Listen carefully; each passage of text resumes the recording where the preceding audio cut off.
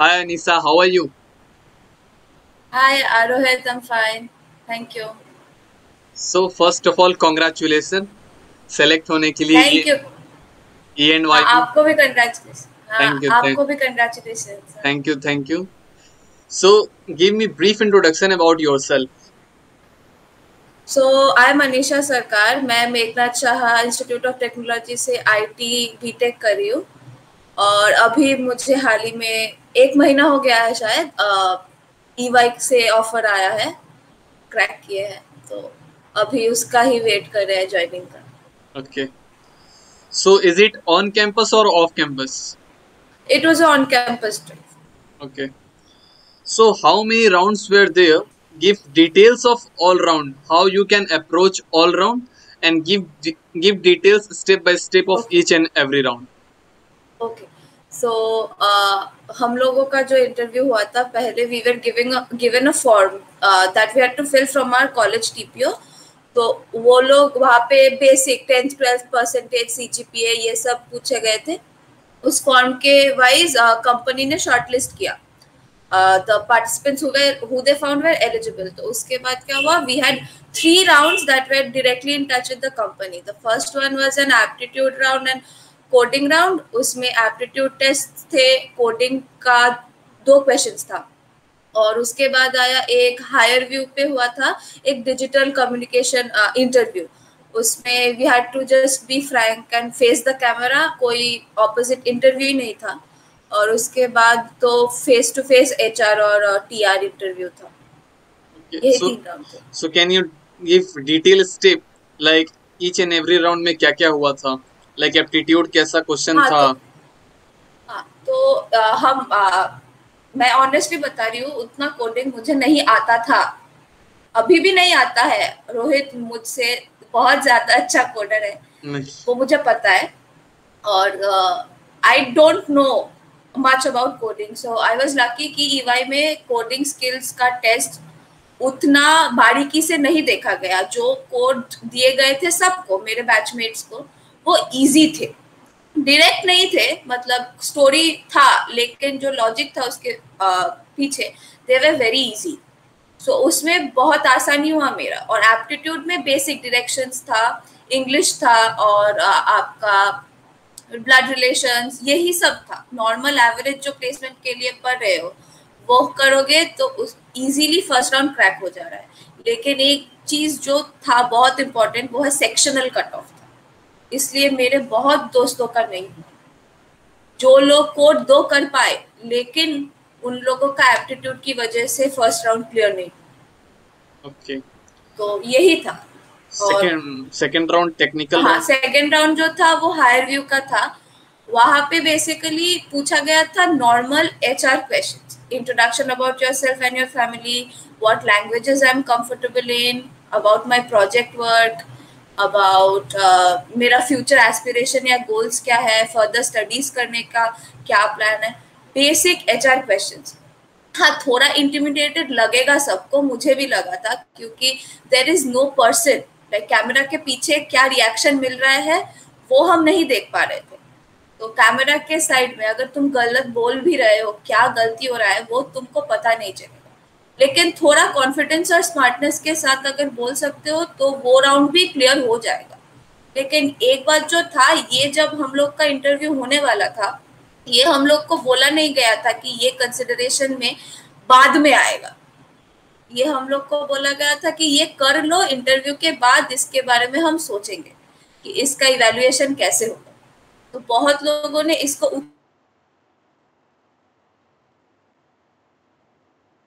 Seriously नहीं दिया शायद. तो जिन लोगों ने थोड़ा बहुत सीरियसली दिया था, उन लोग का ये राउंड भी क्लियर हो गया था आसानी से. Or technical plus हाँ, जो HR. टेक हाँ, टेक्निकल प्लस एचआर. तो बहुत सारे कंपनी में 2 राउंड सेपरेटली होता है. ईवाई में एक ही राउंड हुआ था, technical and HR together. So what happened was, मेरा पैनलिस्ट जो था, जो सर थे मेरे, वो बहुत मतलब सीनियर थे. तो टेक्निकल मतलब डीएस एल्गो से मुझे सिर्फ सॉर्टिंग एल्गोरिदम्स पूछे गए. बस सॉर्टिंग एल्गोरिदम. एक बोला खुद के मन से कुछ एक्सप्लेन करो जो मैंने बबल सॉर्ट किया था. और दूसरा उन्होंने बोला था मुझे क्विक सॉर्ट एक्सप्लेन करने के लिए। तो बस यही 2 क्वेश्चंस थे जो डीएसएलगो या फिर कंप्यूटर टेक्नोलॉजीज में सीएस से पूछे गए। बाकी मेरे क्वेश्चंस जो थे मैक्सिमम थे, एक प्रोबेबिलिटी का क्वेश्चन पूछा गया था, सिंपल प्रोबेबिलिटी, एक बैग में 9 red balls 10 black balls, what is the probability that 2 balls are white, ऐसा क्वेश्चन बेसिक प्रोबेबिलिटी एक गेस्टिमेट का पूछा गया था। ये मेरे बैच में मतलब मेरे दोस्तों में किसी को नहीं पूछा, कोई पैनलिस्ट में। तो मेरा जो गेस्टिमेट का क्वेश्चन था वो था at one point in time how many people are sitting on a train in Kolkata. तो इसके वजह मतलब ये जो गेस्टिमेट का है, मैं जीएस के लिए बेसिकली प्रिपेयर कर रही थी। तो जीएस में गेस्टिमेट्स बहुत आते हैं। जो लोग जीएस के लिए प्रिपेयर कर रहे होंगे उन लोगों को पता है कि गेस्टिमेट का एक अलग से ही राउंड होता है उन लोग का। तो इसलिए मुझे वो गेस्टिमेट आ गया, मतलब मैं कर पाई गेस्टिमेट, पूरा कैलकुलेट करके बताना था। और सर फिर क्रॉस क्वेश्चन भी किए। तो ईवाई के लिए आई वुड सजेस्ट कि आप जितना लॉजिकल मतलब लॉजिक क्लियर रखोगे, आप प्रोबेबिलिटी का या फिर गेस्टिमेट डेटा इंटरप्रिटेशन ये सब उतना फायदेमंद, क्योंकि मुझे बहुत हेल्प हुआ। मेरा एप्टीट्यूड अच्छा था प्रिपरेशन, इसलिए मेरा इंटरव्यू क्लियर हो गया। और क्योंकि जो सीएस पूछा गया था मेरे बैचमेट्स में भी, रोहित शायद अग्री करेगा कि उतना सीएस से नहीं पूछा गया, उतना डीप प्रोजेक्ट्स में पूछा, फ्यूचर एस्पिरेशंस के बारे में पूछा, क्या टेक्नोलॉजीज यूज करके प्रोजेक्ट किए, और basic CS IT subjects core subject से पूछे। So what do you think, you are enough lucky? Yeah, I think I'm lucky because मेरे पैनलिस्ट इंटरव्यूज में क्या होता है ना, मेरे बहुत दोस्तों मैंने देखा है दोस्तों के साथ कि इंटरव्यू अच्छा जाते हुए भी उन लोग का रिजेक्शन आ रहा है फॉर सम रीजन और द अदर। उन लोग का इंटरव्यू जा रहा है बहुत अच्छा, पार कर पा रहे हैं, लेकिन पैनलिस्ट पे डिपेंड करता है। लेकिन मैं बोलूंगी कि मेरा पैनलिस्ट अच्छा था कि मैं जो जानती थी, मुझे जो आता था वही पूछा गया मुझसे। और यही मतलब मैं प्रिपरेशन सीएस कोर सब्जेक्ट्स का ही ली थी इंटरव्यू के लिए। एक हफ्ता था इंटरव्यू से पहले हम लोग के पास प्रिपेयर करने के लिए, डेट बता चुके थे एक हफ्ते पहले से। I consider my self lucky that I was asked questions that only that I knew that I could answer. Okay. Now moving towards next question, what are the resources you used for preparation for placement? Is it free or paid? Free YouTube रहते। I don't think किसी को paid courses करने चाहिए। YouTube has been a great boon. Semesters के पहले भी हम YouTube पे रट्टा मारते थे, प्लेसमेंट्स के लिए भी YouTube is great. If you have good YouTube channels please follow them, they are doing great work. मतलब हम लोगों के लिए काम आसान यूट्यूब ही कर रहा है। मैं एप्टीट्यूड के लिए करियर राइड बहुत फॉलो करती थी। मुझे एप्टीट्यूड और मतलब मुझे जाना ही था जीएस, मतलब डेटा के लाइन में ही जाना था मुझको, कोडिंग उतना आता नहीं मुझे। तो मेरा टारगेट ही था कि मेरा एप्टीट्यूड स्ट्रांग हो। तो ये सब। और इंटरव्यू प्रिपरेशन के लिए मैं जावा टी पॉइंट बहुत फॉलो की, जावा टी पॉइंट का क्वेश्चंस। और एक चीज जो मैं करती थी और शायद आगे भी करूँ कि कंपनी का रिसर्च, कंपनी के प्रीवियस ड्राइव्स में क्या हुआ था, अगर कुछ मिले, कंपनी का ग्लासडोर रिव्यू पढ़ना, रिव्यू में इंटरव्यू एक्सपीरियंसेस जो है बहुत हेल्प होता है। मतलब एटलीस्ट उससे मिल सकता है कि like what we can expect from the interviewer, इसका आइडिया थोड़ा बन जाता है। तो मैं ये बहुत करती थी। Basically you have to read different interview experience or archives. Yes, GFG archives and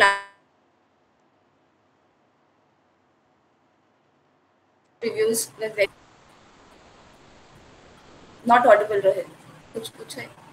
Okay, so now is resume, CGPA, 10th and 12th grade matter or not for an on-campus placement? बहुत लोग बोलेंगे college घुसने के बाद कि matter नहीं करता, लेकिन एक बेसिक मार्क्स मैटर करता है। अगर तुम्हारे पास बोर्ड्स में, दोनों बोर्ड्स में 75 के अबव होता है, तुम ऑलमोस्ट सब कैंपस प्लेसमेंट में बैठ पाओगे। यही है, तुमको 90% नहीं चाहिए, किसी को 90% नहीं चाहिए। एक basic cut of marks maintain करना इम्पोर्टेंट है, क्योंकि बहुत सारे कैंपसों का कट ऑफ ही रहता है, तो आपका 70%, 75% के अगर नीचे होगा तो वो लोग प्लेसमेंट ड्राइव में भी अलाउ नहीं करेंगे। अगर अलाउ कर भी देते हैं, जब वेरिफिकेशन होगा तब आपका ऑफर लेटर नहीं जनरेट होगा। तो एक बेसिक मेंटेन करना इम्पोर्टेंट है। और अब सीजीपीए का क्या ही बोले, अब तो ऑनलाइन सेमेस्टर हो गया है सबका, उस वजह से मार्क्स भी बहुत ज्यादा मिल रहा है सबको, बहुत मतलब ईज ऑफ स्टडिंग हो गया है, मार्क्स अच्छे मिल रहे हैं हमको। तो वहां पे मैं बोलूंगी कि जितना अच्छा मार्क्स मेंटेन कर पाओ उतना अच्छा, क्योंकि मतलब एक एवरेज आपके रिज्यूमे भी सुंदर दिखेगा जब आपका लिखा होगा कि आपका पॉइंट 8.5 से ज्यादा है। जब वो इंटरव्यूअर देखेगा तो वो एक्सपेक्ट करेगा कि अच्छा इसका 8.5 है, तो मतलब इसको कुछ तो नॉलेज है ही ऑलरेडी। करिकुलम का नॉलेज उस अच्छे से है। हाँ, Okay. हाँ, is resume matter for sorry on campus placement? On resume campus placement. हाँ, तो रेज्यूमे क्या क्या है, एक रेज्यूमे अच्छे से बनाना है जिसमें झूठ नहीं बोलना है। जो पता है वही लिखो, अगर कम पता है तो वो ही लिखो। मेरे रेज्यूमे में बस एक लैंग्वेज लिखा हुआ था, मुझे जावा आता था, वही लिखी थी ओपी में, और डीबीएमएस और डीएसए बस। नेटवर्किंग ओएस नहीं आता। ये 3 मैं पढ़ी थी इंटरव्यू से पहले, मतलब पूरा प्लेसमेंट ड्राइव से पहले यही 3 लैंग्वेज सब्जेक्ट्स में मैंने फोकस किया। प्रोजेक्ट्स एक अच्छा बना के रखो, बाकी 2 बेसिक रखो तो भी चलेगा। मेरा तो बस वो प्रोजेक्ट जो फेस्ट के लिए बनाई थी, ऑब्स्टेकल अवॉइडर बॉट, एक तो वही लिखा हुआ है, और एक इजी पाइथन गेम है, और एक 4th ईयर का जो प्रोजेक्ट करने का मन है उसके बारे में मैं लिखी थी और स्टडी करके रखी थी कि पूछेगा तो मैं बता पाऊँ क्या हो। बस रेज्यूमे ऑन कैंपस प्लेसमेंट में आई डोंट थिंक लोग देखते हैं बिफोर द इंटरव्यू। मतलब आप इंटरव्यू राउंड तक जाओगे तब भी आपका रेज्यूमे देखा जाएगा, उसके पहले कोई रेज्यूमे नहीं देखता आपका। लेकिन एक मतलब सच्चाई वाला रेज्यूमे इम्पोर्टेंट है, क्योंकि अगर वहां पे आप झूठ लिखोगे तो इंटरव्यूअर पकड़ लेगा। ये फोमो है बहुत सारे जूनियर्स में कि सीजीपीए मैटर नहीं करता है, 10th 12th मैटर नहीं करता है, या हाँ, फिर रिज्यूमे। ये सब हाँ हाँ, या फिर रिज्यूमे बना देते हैं इम्प्रेस करने के लिए इंटरव्यूअर को। तो ये सब अब होप क्लियर हो ये गया हो। सब हाँ, होपफुली क्लियर हो जाए। मतलब सबके पास नहीं चाहिए 92 यस यस 93% का, कुछ नहीं होता। ट्रस्ट मी, एक बेसिक जेन्युइन मार्क्स रखो, अपना 75% रखो, उसके अबव रखो, वो एनफ होता है जॉब का। मतलब अपॉर्चुनिटीज के लिए जॉब तो तुम्हारे कबिलियत पे मिलेगा। हाँ, it is up to you that you will get the job और not, but you will get opportunities if you have a basic cut off. 75 होगा तो तुमको अपॉर्चुनिटी ज्यादा मिलेगा। Nice. Nowadays every company asks for aptitude, और बहुत सारे जो स्टूडेंट होते हैं वो कोडिंग कर लेते हैं लेकिन एप्टीट्यूड को हाँ नेग्लेक्ट कर देते हैं, और सीएस फंडामेंटल्स को भी। तो कैसे हाँ हाँ। बैलेंस करके चले हम लोग? तो मैंने क्या किया था, मैं डेली डेली नहीं बोलूंगी, जब मुझको मतलब समझ में आया कि अब प्लेसमेंट्स आ चुके हैं, there is no way that I can avoid not study. मतलब पहले भी जब 1-2 कंपनीज आ रहे थे तब भी मैंने पढ़ाई शुरू किया था। Like I started studying before that also, but जब मुझे लगा कि अब बहुत फ्रीक्वेंसी में आ रहे हैं, क्योंकि मतलब बहुत लकी हूँ शायद, हम हमारे कॉलेज के सब कोई कंपनीज तो आ रहे हैं अभी तक, बहुत अच्छा प्लेसमेंट्स हो रहा है हमारे कॉलेज का। तो मैंने CS core subjects plus aptitude दोनों पे ही फोकस किया। और एक बात मैं जो बोली, कंपनी रिसर्च करके पढ़ो। किसी किसी कंपनी में खाली एप्टीट्यूड का राउंड आएगा, तो उस कंपनी के फर्स्ट राउंड के पहले अगर तुम सीएस में टाइम वेस्ट करोगे तो तुम्हारा फर्स्ट राउंड खराब जाएगा। तुम ऑनलाइन देखो, यूट्यूब में देखो, बहुत यूट्यूब चैनल है, प्रेप इंस्टा की तरह जो चैनल है, जो आपका कंपनी पे फोकस करके जो मटेरियल निकाल रहे हैं, जो टैलेंट बैटल, ये सब, ये लोग बहुत हेल्पफुल है। ये लोग बोल रहे हैं कि पैटर्न क्या होगा, फर्स्ट राउंड में अगर तुम्हारा CSIT का कोर सब्जेक्ट और एप्टीट्यूड है तब तुम दोनों में डिवाइड करके प्रिपरेशन लो। अगर तुमको पता है सिर्फ CS का आएगा, फिर एग्जाम के 3-4 दिन पहले से सिर्फ CS पढ़ो। अगर एप्टीट्यूड आएगा तो 3-4 दिन पहले से सिर्फ एप्टीट्यूड का ही क्वेश्चंस करो, बहुत हेल्प होता है। मैं इंडिया बिक्स पे एक साइट है इंडिया बिक्स करके, वहां पे you can give like aptitude exams also, mock test, mock assessments.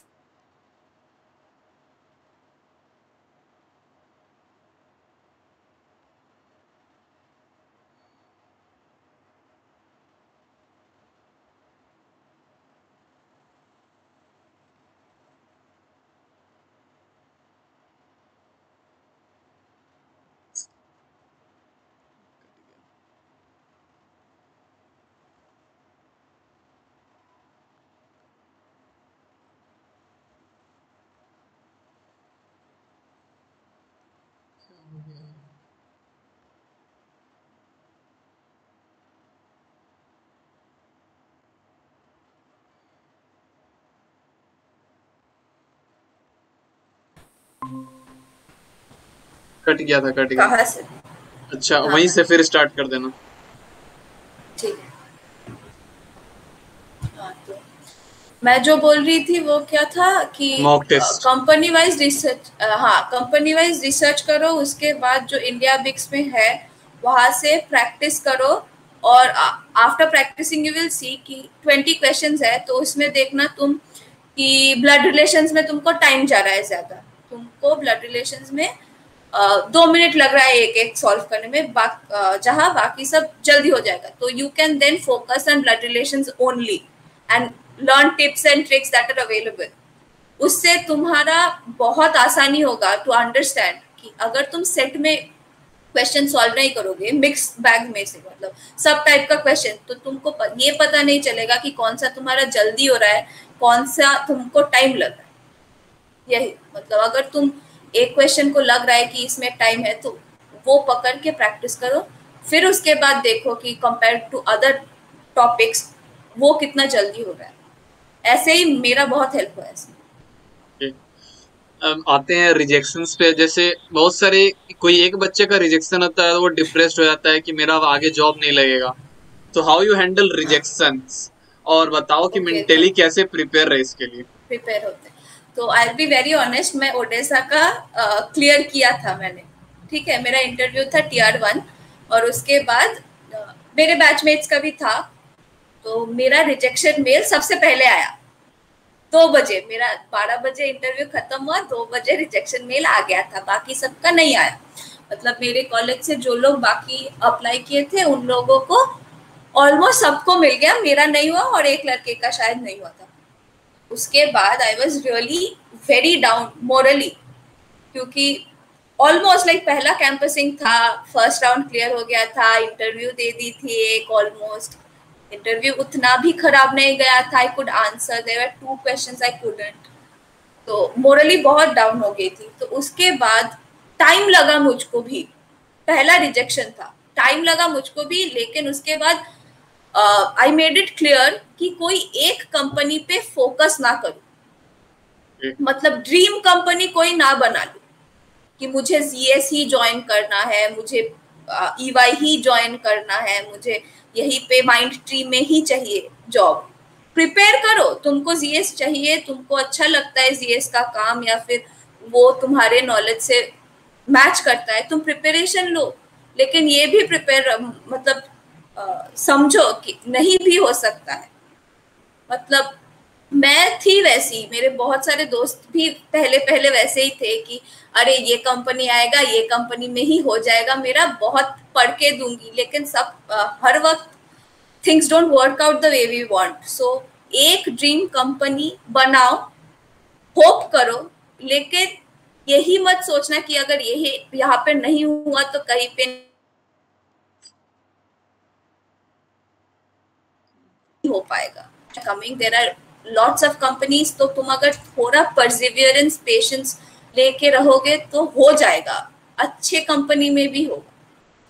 लेकिन एक कंपनी पे फोकस करके अगर तुम सिर्फ वही का प्रिपरेशन लोगे तो तुम बहुत सारे अपॉर्चुनिटीज में तो अपना 100% नहीं दोगे, सोचोगे कि आगे कंपनी तो वो आएगा ही, और अगर वही वहां पे नहीं आया तो तुम बहुत सैड हो जाओगे, बहुत ही सैड हो जाओगे, और वहां से रिकवर करना डिफिकल्ट है। तो सब कंपनी पे ही 100% दो, जिसको तुमको चाहिए जो कंपनी, वहां पे 150 दो बस। मतलब कोई अपॉर्चुनिटीज वेस्ट मत कर, बस यही मुझे लगता है कि इम्पोर्टेंट है। बेसिकली जो तुम्हारे हाथ में है वो करो, जो तुम्हारे हाथ में नहीं है उसका तुम कुछ नहीं कर सकते। हाँ, नहीं कर सकते कुछ। Now coming to last question, many student जो एचआर राउंड में होता है क्या करता है, उसको इजीली ले लेते हैं कि एचआर हाँ, राउंड है, उसको इजीली ले लेते हैं और वहां जाके रिजेक्ट हो जाते हैं, देन वहां से बाउंस बैक नहीं कर पाते कि यहाँ तक तो आ ही गए, एचआर आराम से निकाल रहे हैं। तो एचआर राउंड के लिए हम लोग को तो एक सीरियसली लेना पड़ता है, और इसका प्रिपरेशन कैसे करें, या एक दिन पहले या 5-6 दिन पहले, तो कैसे प्रिपेयर करें इसके लिए? मुझे तो लगता है तुम कंटिन्यूअसली एचआर क्वेश्चंस देखते रहो, क्योंकि एचआर का क्वेश्चंस कॉमन होता है। हाँ, सभी कंपनी पूछेगा कि तुम्हारा गोल क्या है, तुम क्या करना चाहते हो, तुम रिलोकेट करने के लिए राजी हो कि नहीं, हायर प्लान्स क्या है, क्यों इस कंपनी को ज्वाइन कर रहे हो, ये सब तुम देखते रहो। मैं जब ईवाई का जो मेरा हायर व्यू इंटरव्यू हुआ था, तब मेरा क्वेश्चन था वहाँ पे कि तुम ईवाई क्यों ज्वाइन करना चाहते हो एंड ऑल दैट। तो वहाँ पे मैंने ईवाई का वेबसाइट पढ़ा था, तो मैंने बोला कि ईवाई का मोटो जो है और मेरा प्रोफेशनल गोल जो है वो सेम है, अलाइन कर रहा है मुझे, ना? हाँ, वो अलाइन कर रहा है। तो ये सब तुम कंपनी का वेबसाइट पढ़ो, रिसर्च करो, उनका मोशन और मतलब उनका मोटो क्या है, गोल क्या है, एज अ होल ये देखो। और don't be intimidated. HR round तुम अगर थोड़ा स्मार्टली कॉन्फिडेंटली दे सकते हो तो क्लियर हो ही जाएगा। तुम अगर डर जाओगे तो वो पकड़ लेगा कि तुम कॉन्फिडेंट नहीं हो, तो वो उसको चांस मिल जाएगा। और ये भी बोलोगे कि ओवर कॉन्फिडेंट भी मत, मतलब तुम अपने में कॉन्फिडेंट रहो कि मुझे आता है, मैं बोल पाऊंगी। लेकिन ऐसा मत सोचो कि इंटरव्यूअर को कुछ नहीं आता, मुझे ही सब आता है। वो कंपनी में काम कर चुका होगा 3-4 साल ऑलरेडी, वो ज्यादा जानेगा ही तुमसे। तो मेरा तो यही मानना है कि ओवर कॉन्फिडेंट मत बनो, मत डरो, बस। डर जाओगे तो बात नहीं कर पाओगे। Okay. A small message to our juniors and our batchmates who are preparing for upcoming placements. IT का मार्केट बहुत अच्छा है, बहुत ही ज्यादा अच्छा है। मुझे नहीं लगता इन द कमिंग इयर्स मतलब कम कम होगा प्लेसमेंट के मतलब जो नंबर्स है, it's only going to grow. IT is an industry right now that is only going to grow. So I'll tell there will be enough opportunities for you all. थोड़ा patiently काम करते रहो, बस। हिम्मत मत हारना, अगर रिजेक्शन मिले तो दूसरा कोई उससे ज्यादा अच्छा अपॉर्चुनिटीज आएगा। यही पेशेंटली काम करते रहो, जो तुम कर सकते हो वो है पढ़ाई और प्रिपरेशन, बस। Thank you, Anisa, for sharing your insights with us. Thank you very much. Thank you Rohit, thank you so much for calling me over here. You are doing a great job. तुम्हारा YouTube channel और भी तरक्की करे, बहुत अच्छा काम कर रहे हो, सबको बहुत हेल्प हो रहा है, जूनियर्स को। हम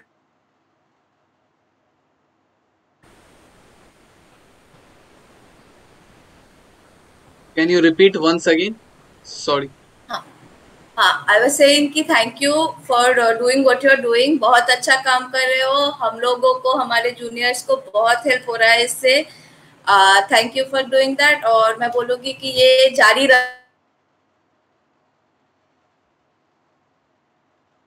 रखना आगे भी, क्योंकि भी बहुत पॉडकास्ट सुने हैं तुम्हारे, यामिनी का पॉडकास्ट एंड सबका ही सुना हुआ है। बहुत हेल्प होता है, अगर किसी एक्सपीरियंस से बात कर पाओगे तो बहुत जानने को मिलता है। ये बहुत अच्छा है। Thank you so much for calling. Thank you, Anisa. Thank you.